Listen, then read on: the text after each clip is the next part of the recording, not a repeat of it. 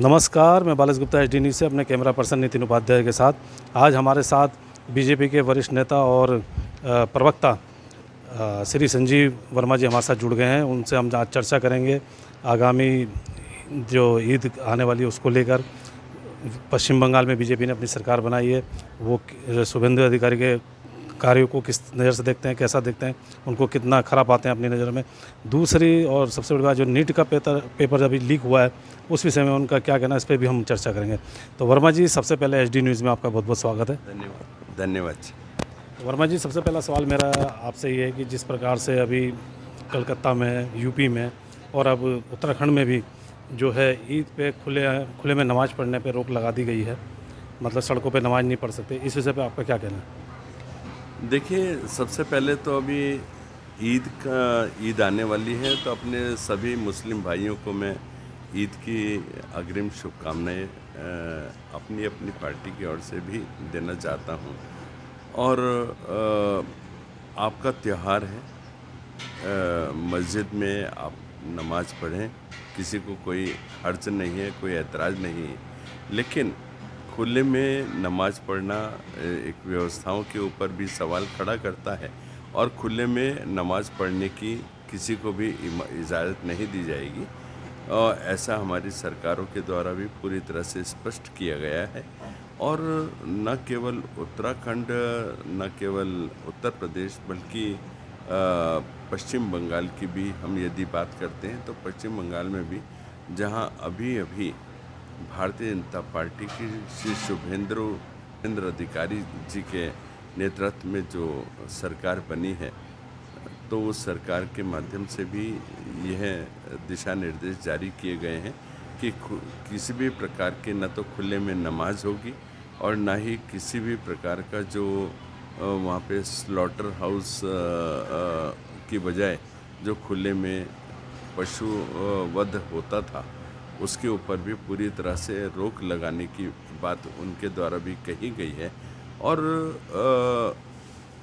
जो जंगल राज एक बहुत लंबे समय से पश्चिम बंगाल की जनता जिससे लगातार जूझती रही है, जिस प्रकार से वहाँ पर न कानून का राज था, न व्यवस्थाओं की भी यदि हम बात करते हैं, तो व्यवस्थाओं के नाम पर भी वहाँ पर एक तरह से बस इस प्रकार का तंत्र था जिससे लोग आजिज़ आ चुके थे, और वहाँ पर अपने आप अपना दम घुटता हुआ महसूस कर रहे थे। उस सब चीज़ों से भी जनता को आज़ादी मिली है, कानून का राज आया है, निज़ाम बदला है। और मैं सोचता हूँ सही मायनों में पश्चिम बंगाल आज आज़ाद हुआ है, ऐसे तंत्र से, ऐसे मंसूबों से और ऐसी मानसिकता से। आज वहाँ पर आदमी खुलकर जय श्री राम का नारा लगाते हुए और जय श्री राम का उद्घोष करते हुए अपने आप को गौरवान्वित महसूस कर रहा है। सर, मेरा यहाँ पर एक सवाल आता है कि जैसे ही अब चुनाव के बाद, बीजेपी की सरकार बनने के बाद लोग खुलकर सामने आ रहे हैं और बता रहे हैं किस तरह से वहाँ पे मंदिर बंद थे, किस तरह से उनका उत्पीड़न किया जा रहा था। तो क्या केंद्र सरकार को वहाँ पे राष्ट्रपति शासन नहीं लगा देना चाहिए था? देखिए, भारतीय जनता पार्टी हमेशा लोकतंत्र पर विश्वास करती आई है, और लोकतंत्र की रक्षा के लिए निरंतर प्रयासरत भी रहती है। और वहाँ की जनता ने स्वयं स्पष्ट कर दिया कि बहुत हो चुका जंगल राज। पहले उन्होंने कांग्रेस पार्टी को झेला, फिर कम्युनिस्टों को झेला, उसके बाद ममता को झेला। और जब इन सब एक बोलते हैं ना, पाप का घड़ा बढ़ते बढ़ते बढ़ता है, और जब वो उसकी इंतहा होती है तो वो छलकता भी है और फूटता भी है। तो पाप का घड़ा को फोड़ने का काम भी वहाँ की जनता ने किया। और जिस तरह से समय समय पर केंद्र सरकार जब जब वहाँ पर फेंसिंग की बात करती थी बांग्लादेश बॉर्डर पर, तो ममता बनर्जी की सरकार उसका विरोध करती थी। वहाँ पर जो अपने असामाजिक तत्व हैं, अराजक तत्व हैं, उनको आगे करके ढाल बनाकर खड़ी हो जाती थी। तो मैं सोचता हूँ उन सब चीज़ों के ऊपर विराम लगा है। आज पश्चिम बंगाल सही सरकारों के हाथों में गया है और जिस प्रकार से वहाँ पर इंडस्ट्रियलाइजेशन को पूरी तरह से इन्होंने रोके रखा, वहाँ पर रोज़गार के नाम पर वहाँ के जो स्थानीय लोग हैं उनका लगातार उत्पीड़न किया जाता रहा। एक गरीब को गरीब बनाए रखने के लिए और जो केंद्र सरकार की जितनी तमाम योजनाएं उनका लाभ उन तक ना पहुँचे, ऐसा एक तंत्र वहाँ पर विकसित किया जाता रहा। उन तमाम से वहाँ की जो बांग्ला जो जनता है उसको मुक्ति मिली है और मैं सोचता हूँ सही मायनों में विकास की गंगा पश्चिम बंगाल में अब बहने जा रही है। डबल इंजन की वहाँ पर सरकार मिली है। हर व्यक्ति बहुत खुश है और अपने आप को आज खुले एक तरह से जैसे खुली हवा में सांस लेते हुए आदमी अपने आप को बिल्कुल बहुत हल्का महसूस करता है। सर मेरा यहाँ पे सवाल यही है कि अभी आपने लोकतंत्र की रक्षा की बात की, तो जिस तरह के वहाँ पे ममता सरकार में अराजक तत्वों द्वारा कार्य किए जा रहे थे, लोगों का उत्पीड़न किया जा रहा था, वहाँ पे बम फैक्ट्रियाँ पाई गई जिसमें बम बनाते बम फट गया और किस तरह से बांग्लादेशियों की घुसपैठ कराई गई, तो क्या ऐसे में इमरजेंसी लगाना वहाँ पे उचित नहीं बनता था केंद्र सरकार का? देखिए, अब आप इस बात से अंदाज़ा लगाएं कि जब जब वहाँ पर ईडी छापामारी करने गई, उनका घेराव किया गया और स्वयं मुख्यमंत्री ऐसे तत्वों की, ऐसे असामाजिक तत्वों की, ऐसे अराजक तत्वों की ढाल बनकर वहाँ खड़ी हो जाती है। वहाँ का जो जितना संवैधानिक तंत्र वो पूरी तरह से पंगु कर दिया गया था। वहाँ के जो डीजीपी और तमाम जितने भी प्रशासनिक अमला, वो एक तरह से ममता बनर्जी के हाथों की कठपुतली बन चुका था। तो ऐसे तमाम तंत्र को पूरी तरह से वहाँ की जनता ने ही एक तरह से उखाड़ फेंकने का काम किया और मैं सोचता हूँ केंद्र सरकार अपनी जिम्मेदारी का पूरी तरह से निर्वहन करते हुए जिस प्रकार से वहाँ पर एक विकास की गंगा वहाँ पर अब बहने जा रही है, तो मैं सोचता हूँ हर व्यक्ति के लिए मैं सोचता हूँ एक उचित वातावरण वहाँ हम लोग दे पाएंगे। मेरा सर दूसरा सवाल ये है आपसे कि चलिए अभी पश्चिम बंगाल की बात हुई, अब शुभेंदु अधिकारी जिस प्रकार से ताबड़तोड़ अध्यादेश जारी कर रहे हैं, नए नए आदेश पारित कर रहे हैं, आप उनको कहाँ तक मतलब सही समझते हैं? जो वास्तव में जो व्यवस्थाओं के अनुरूप जो भी कार्यवाहियाँ होनी हैं, जिस प्रकार से जितने भी वहाँ पर घुसपैठिए हैं उनको उनकी सही जगह बांग्लादेश पहुँचाने के लिए जो जहाँ से आए थे वहीं भेजने की तमाम तैयारियाँ आरंभ कर दी गई हैं। जितने लोग वहाँ पर अराजकता फैलाने के लिए जिम्मेदार थे उनके ऊपर बुलडोज़र कार्यवाही भी मैं सोचता हूँ बहुत शीघ्र ही देखने में आएगी और वहाँ का जो एक जो विकास की गंगा जो बहनी चाहिए थी और जिसका लाभ पूरे देश के साथ साथ पश्चिम बंगाल को भी मिलना चाहिए था, जिससे पश्चिम बंगाल अभी तक अछूता रहा। रोजगार जो स्थानीय लोगों को वहाँ पर मिलने चाहिए थे, जिससे पश्चिम बंगाल पूरी तरह अछूता रहा। जो लोगों के जो संवैधानिक अधिकार जिनसे पश्चिम बंगाल अछूता रहा, उन तमाम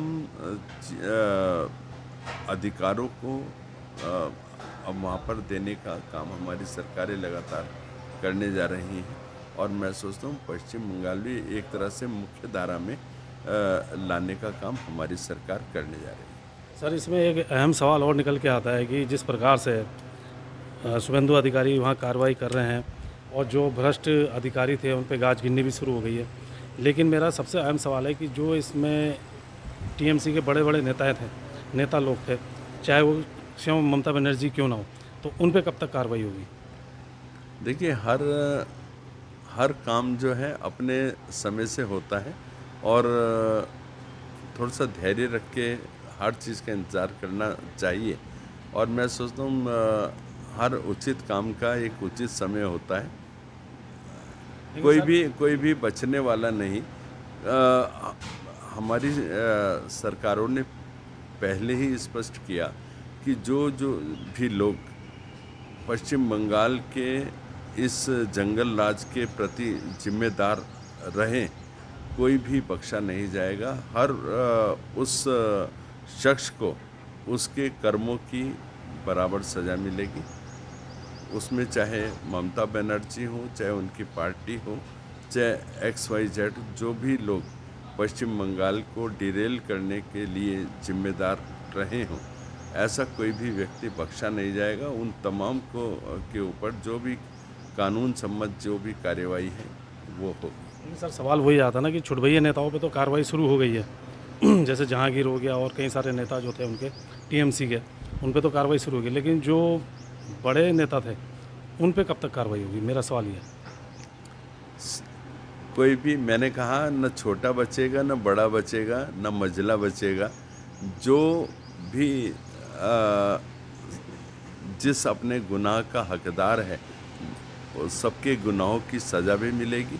थोड़ा सा धैर्य रखना चाहिए और मैं सोचता हूँ बहुत ही जल्दी कुछ उनके भी कर्मों का दंड और कर्मों का फल उन सभी को मिलेगा। जैसा कि सर अब जो है पार्टी अध्यक्ष नितिन नवीन जी बन गए हैं और सुनने में आ रहा है कि बहुत जल्द उनका भी दौरा जो है उत्तराखंड में होने वाला है और राहुल गांधी भी शायद उसी दौरान आ रहे हैं। इस बारे में क्या कहना चाहते हैं? देखिए, हमारे माननीय राष्ट्रीय अध्यक्ष श्रीमान नितिन नवीन जी, उनका उत्तराखंड आगमन बहुत शीघ्र होने वाला है और हम उनका देवभूमि उत्तराखंड में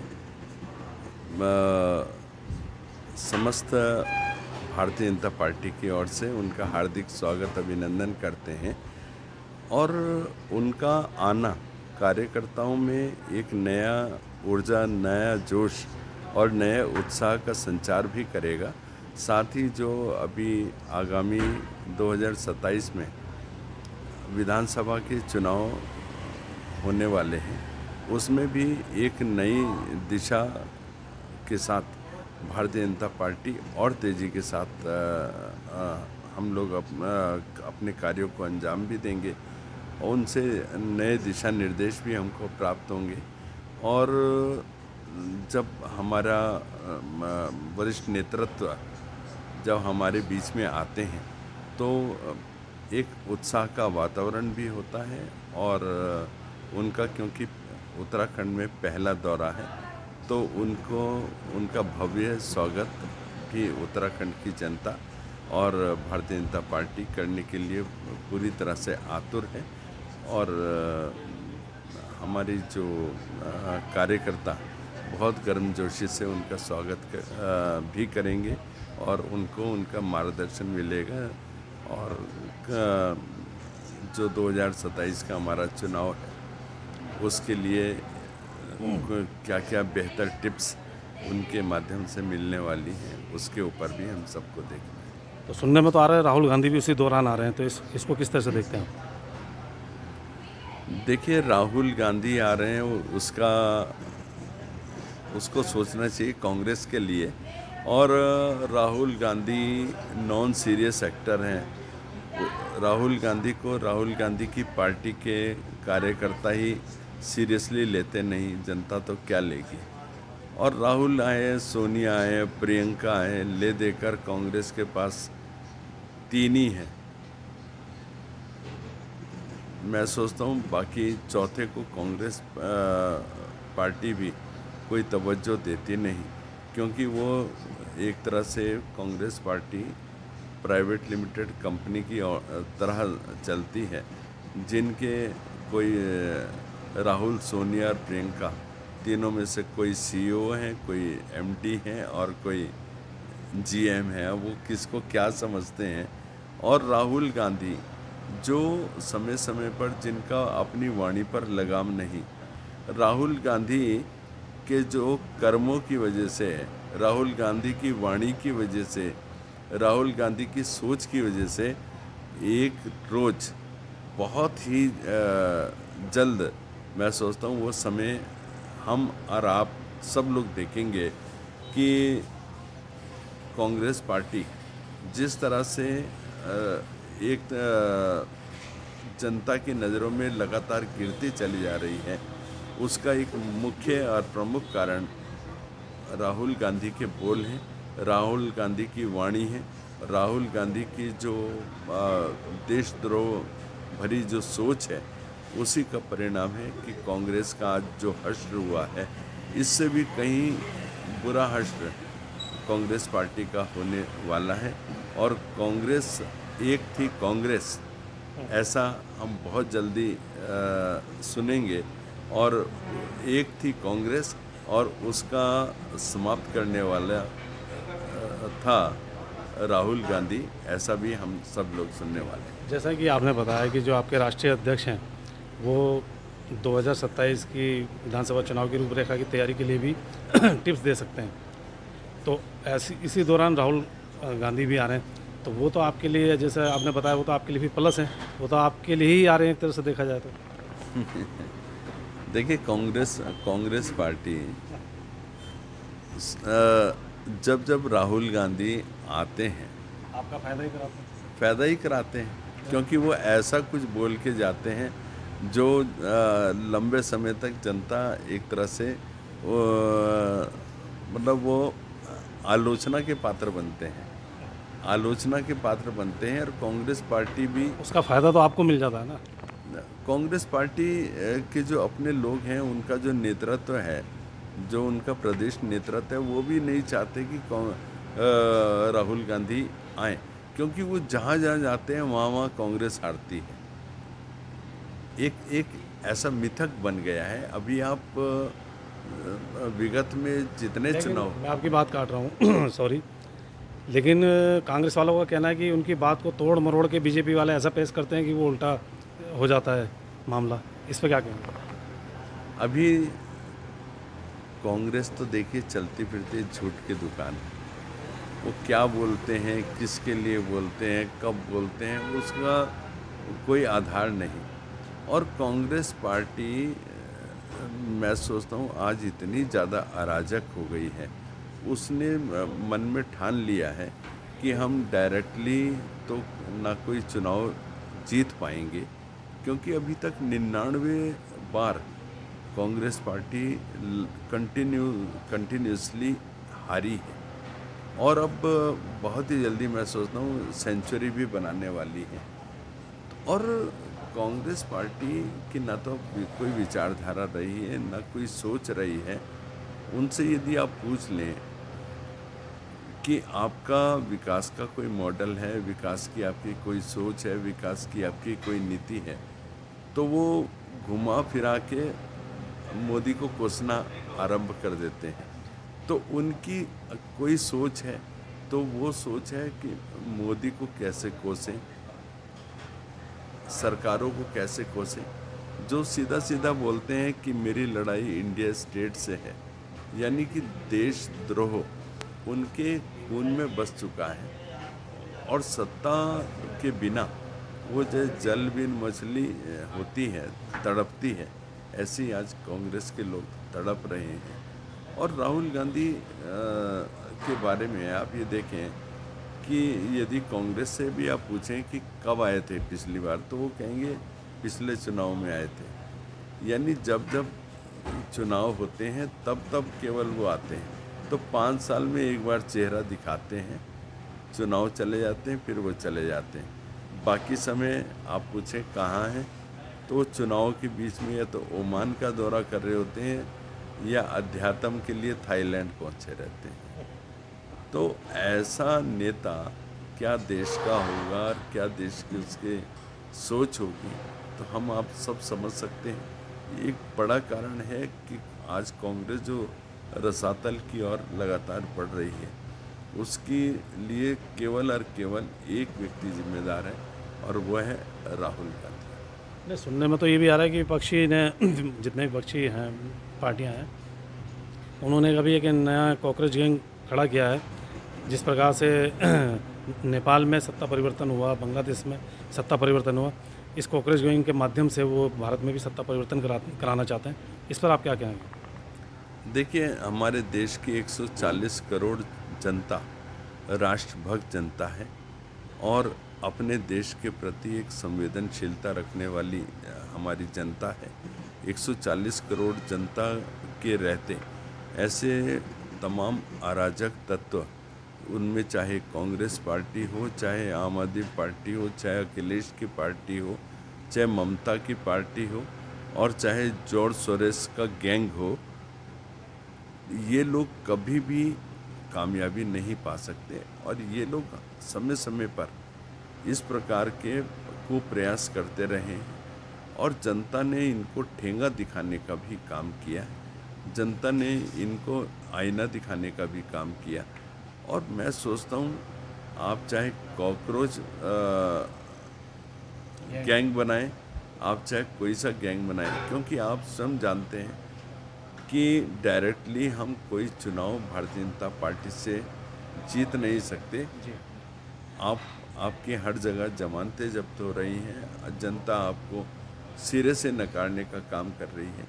तो इसलिए आप देशद्रोह के अपने जो आपका मंसूबा है, जो जोर शोर जो भारत को अस्थिर करने के रोज़ नए नए षड्यंत्र रचता रहता है, आप उसका मोहरा, उसके एक तरह से पिछलग्गू बन के आप जिस तरह से काम कर रहे हैं, मैं सोचता हूँ भारत की जनता आप जैसे कॉकरोचों के, आप जैसे देशद्रोहियों के ना तो बातों में आने वाली है और ना ही आप लोगों को किसी प्रकार का कोई भाव देने वाली है। हमारा युवा देशभक्त युवा है, राष्ट्रभक्त युवा है। आप यदि आप कोई गलत मंसूबे पाले बैठे हैं तो मैं सोचता हूँ उसका भी बहुत जल्दी प्रत्युत्तर आपको मिलने वाला है। मेरा बस ये लास्ट आपसे सवाल तो नहीं कहूँगा मैं, इस देश उत्तराखंड के प्रदेशवासियों को आप क्या संदेश देना चाहेंगे? देखिए, उत्तराखंड की हमारी जनता देशभक्त जनता है, राष्ट्रभक्त जनता है, क्योंकि यहाँ पर हर दूसरे तीसरे परिवार से किसी भी प्रकार से डायरेक्टली इनडायरेक्टली सेना से कहीं ना कहीं लगाव है, जुड़ाव है। और आप देखें, हमारी उत्तराखंड में भारतीय जनता पार्टी की सरकार है। एक मिथक था कि एक बार भारतीय जनता पार्टी, एक बार कांग्रेस। इस मिथक को तोड़ने का काम हमारी सरकारों के माध्यम से किया गया। और देखिए, काठ की हांडी एक बार चढ़ती है, दोबारा नहीं चढ़ती। जिस प्रकार से कांग्रेस के लोग लगातार यहाँ पर भ्रष्टाचार, घोटाले और तमाम तरीके के तुष्टीकरण की नीति पर चलते रहे। अभी आपने पहले एक प्रश्न किया था, ईद आने वाली है और खुले में नमाज की बात करी थी आपने।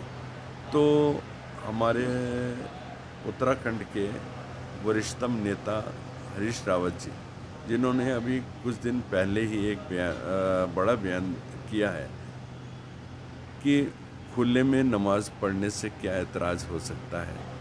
यानी कि वो बोल रहे थे कि इनको खुले में नमाज पढ़ने की इजाज़त देनी चाहिए। अभी 2022 का चुनाव हो रहा था तो उस समय वो बोल रहे थे मेरी सरकार आएगी तो जुम्मे की छुट्टी की जुम्मे की छुट्टी की नमाज की छुट्टी दी जाएगी। उसके बाद उन्होंने बोला हमारी सरकार आएगी तो हम मुस्लिम यूनिवर्सिटी बनाएंगे और हर ज़िले में उसकी ब्रांचेस खोलेंगे। अभी जब अवैध मदरसों को के ऊपर लगाम लगाने की बात हो रही थी, उसमें भी वो ढाल बनकर खड़े हो गए थे कांग्रेस पार्टी, और वो बोल रहे थे कि इसके ऊपर किसी प्रकार की कार्रवाई नहीं होनी चाहिए। यानी आप चाहते क्या हैं? आप तुष्टीकरण का राज चाहते हैं, आप यहाँ पे डेमोग्राफिक चेंज चाहते हैं, आप सनातन को समाप्त कर देना चाहते हैं। आप सनातन का जब भी कोई विरोध का आपको मौका मिलता है, आप झंडा बरदार बन के खड़े हो जाते हैं। आप हर समय कि सनातन को हम समाप्त कैसे करें। कभी सनातन को डेंगू मलेरिया मच्छर बोल देते हैं, कभी कोरोना बोल देते हैं। आप चाहते क्या हैं, आपकी मानसिकता क्या है। आप सनातन के इतने बड़े शत्रु हैं, आप सनातन के इतने बड़े आप एक तरह से सनातन का विरोधाभासी सनातन को आप किसी भी रूप में देख ही नहीं सकते। और अभी आप देखें, हमारी यहाँ पर 2 बार से भारतीय जनता पार्टी की सरकार है। 3 टर्म से लगातार लोकसभा में 5 के 5 सांसद हमारे हैं भारतीय जनता पार्टी के। अभी जितने भी यहाँ पर चुनाव हुए, चाहे हम निकाय की बात करें, चाहे पंचायत की बात करें, चाहे सहकारिता की बात करें, सभी में भारतीय जनता पार्टी का परचम लहराया। क्यों लहराया? इसलिए लहराया है, हमारी सरकार लगातार विकास को तरजीह देती है, विकास को तवज्जो देती है। लोगों को, जनता को विकास चाहिए, जनता को नेगेटिव राजनीति नहीं चाहिए, जनता को तुष्टीकरण नहीं चाहिए। जनता को चाहिए पहाड़ों पर रेल, जो ऋषिकेश कर्णप्रयाग रेल परियोजना हमने चलाई है ना। रोजगार हो, विकास हो, रोजगार हो, जनता को चाहिए रोजगार, जो हमने 30,000 सरकारी नौकरियां दी हैं। जनता को चाहिए मातृशक्ति के प्रति सम्मान, जो हमने 30% क्षैतिज आरक्षण अपनी मातृशक्ति को दिया है। आंदोलनकारियों का सम्मान चाहिए, जो हमने 10% आंदोलनकारियों को आरक्षण देने का काम किया। जनता को चाहिए अच्छी नीतियाँ, जनता को चाहिए देवभूमि का देवत्व, जिसको कायम रखने के लिए हम लोग यूसीसी लागू किया है। जनता को चाहिए धर्मांतरण के ऊपर रोक, जिसके लिए हमने कठोर धर्मांतरण कानून लागू किया। जनता को चाहिए हमारे युवाओं के प्रति जो खोया हुआ आत्मविश्वास, जिसको दोबारा से हमने युवाओं के अंदर एक विश्वास का भाव जागृत करने का काम किया। जो हमने यहाँ पर कांग्रेस के शासनकाल से जो नकल माफिया यहाँ पर लगातार सक्रिय था, उसको हमने पूरी तरह से नेस्तनाबूद करने के लिए जो हमने नकल विरोधी कानून हम लोग लेकर आए, उसका एक सदपरिणाम है कि जब से नकल विरोधी कानून यहाँ पर लागू हुआ है, कोई भी एक सिंगल परीक्षा भी ऐसे नहीं जो नकल की भेंट चढ़ी है। आज हमारा युवा एक 4-4, 5-5 परीक्षाओं में एक साथ उत्तीर्ण हो रहा है। उसके सामने ये ऑप्शन आ जाता है कि 5 परीक्षाएं में पास हो गया हूँ, अब मैं कौन सी परीक्षाओं को तरजीह दूँ, किस परीक्षा को चुनूँ। और ये तभी संभव हुआ है जब हमने एक कठोर नकल विरोधी कानून अपने प्रदेश में लागू किया है। आज कोई भी वर्ग हो, चाहे हम किसान की बात करें, कांग्रेस के शासनकाल में पेराई सीजन में 4-4, 5-5 साल गन्ना मूल्य का भुगतान नहीं हुआ करता था। आज इंस्टेंटली पेराई सीजन में गन्ना किसानों का गन्ना मूल्य का भुगतान हो रहा है। आज युवाओं के लिए, चाहे हम हॉर्टिकल्चर, एग्रीकल्चर और तमाम एक इंडस्ट्रियलाइजेशन के रूप में उनको लगातार रोजगार, स्वरोजगार, सोलर की बात करें, चाहे हम टूरिज़्म की बात करें, युवा के हाथ खाली नहीं है।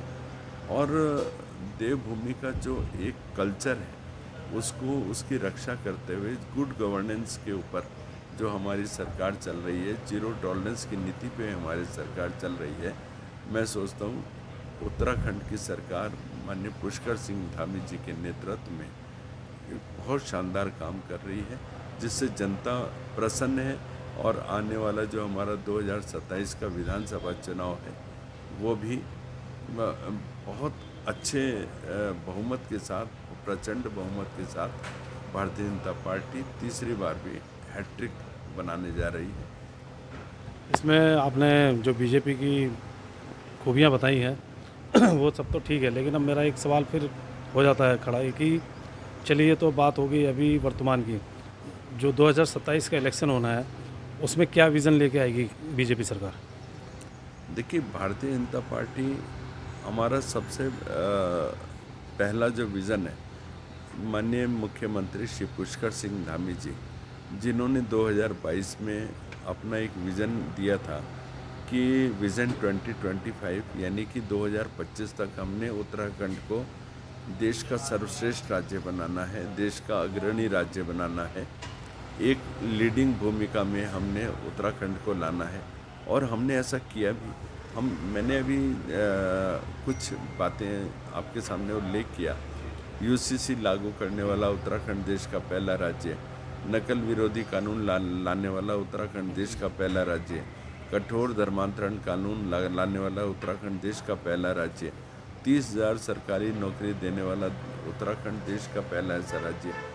हमारा पड़ोसी राज्य है हिमाचल प्रदेश, जहाँ उत्तराखंड के लगभग साथ ही चुनाव हुए, विधानसभा के चुनाव हुए थे और उन्होंने कहा था हमारी सरकार आएगी तो 3 महीने के अंदर हम 1 लाख सरकारी नौकरी देंगे।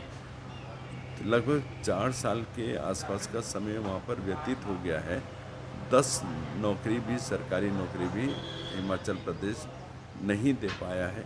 आज युवा वहाँ पर हताश है, निराश है और परेशान है कि हमने किस पर विश्वास कर लिया, किस पर भरोसा कर लिया। और हमारी सरकार, हम जो बोलते हैं वो करते हैं। आज हमारे जो संकल्प पत्र हमने 2022 में घोषित किया था, उसकी 90% से ज़्यादा घोषणाएं हम पूर्ण कर चुके हैं। हम विकास के मुद्दे पर जनता के बीच जाते हैं। अभी आपने कहा 2027 में आपका मोटो क्या है, आपका विज़न क्या है? हमारा विज़न और आगे विकास का है। हमने 2022 में जो वायदे किए थे जनता से, हमने उनको साकार करने का काम किया, जिससे जनता के मनों में भारतीय जनता पार्टी के लिए जो विश्वास है और ज़्यादा प्रगाढ़ हुआ है और जनता पूरी तरह से तैयार है 2027 में भी भारतीय जनता पार्टी को की हैट्रिक मनाते हुए देखने के लिए, और ज़्यादा विकास हो और ज़्यादा इंफ्रास्ट्रक्चर का डेवलपमेंट हो। एक तरह से उत्तराखंड पूरी तरह से आत्मनिर्भर हो। उत्तराखंड में स्वरोजगार के नए नए साधन डेवलप हों। नई हमारी जितनी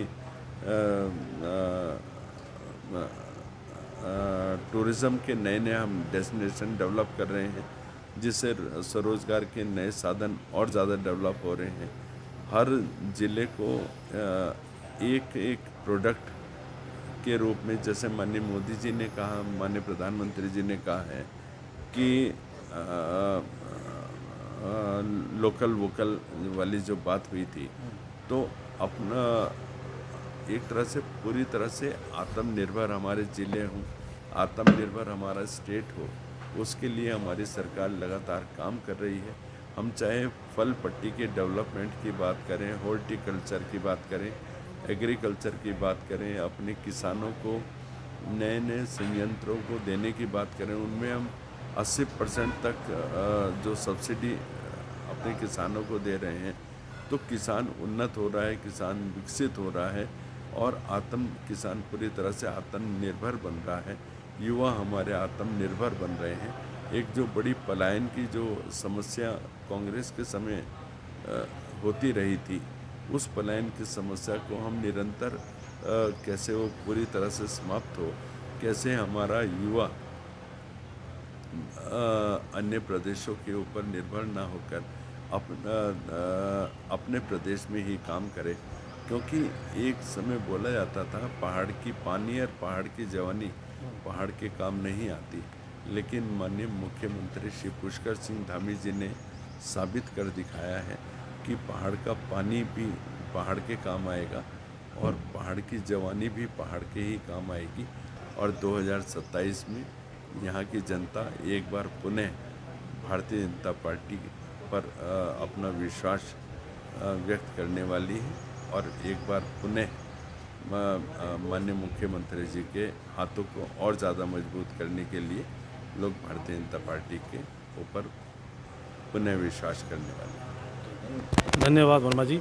तो अभी आपने संजीव वर्मा जी को सुना, जिन्होंने बीजेपी की एक एक कार्यों को बताया, कार्यक्रमों को बताया और किस तरह से उन्होंने बताया कि स्टेप बाय स्टेप बीजेपी सरकार ने जो है अपने वादों को पूरा किया है और आगामी 2027 के चुनाव को लेकर भी उन्होंने बताया कि जो काम अधूरे रह गए हैं या जो अभी चल रहे हैं जिनमें गति नहीं आई है, 27 में उनमें और गति आएगी और नई परियोजनाएँ आएंगी ताकि पहाड़ की जवानी और पहाड़ का पानी जो है यहीं रहे और रोज़गार के जब साधन होंगे तो क्यों कोई बाहर जाएगा और सबको रोज़गार मिलेगा, संसाधन यहाँ सारे होंगे।